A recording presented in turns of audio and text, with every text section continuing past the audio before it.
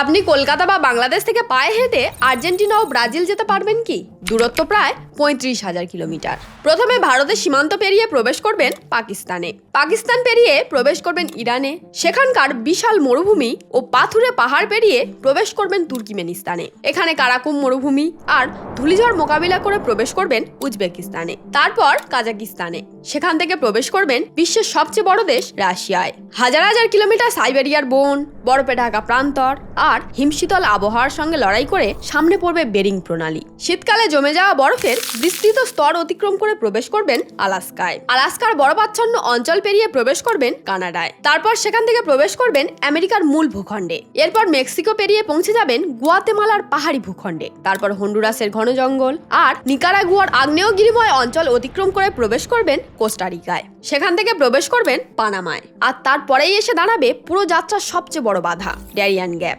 ঘন জঙ্গল, বিষাক্ত সাপ, ডাকাত দল এবং পথহীন বন্য অঞ্চলের সঙ্গে মোকাবিলা করে অবশেষে প্রবেশ করবেন কলম্বিয়ায়। কলম্বিয়ার আন্দ্রিজ পর্বতমালা পেরিয়ে প্রবেশ করবেন ফুটবলের দেশ ব্রাজিলে এবং তারপর ব্রাজিলের অ্যামাজন রেন ফরেস্টের প্রান্ত বরাবর হেঁটে প্রবেশ করবেন মারাদোনার দেশ আর্জেন্টিনায়। অর্থাৎ প্রায় ৩৫,০০০ কিলোমিটারের এই যাত্রায় যদি প্রতিদিন ১৫ কিলোমিটার করে হাঁটেন তাহলে গন্তব্যে পৌঁছাতে সময় লাগবে প্রায় ২৩৩৩ দিন।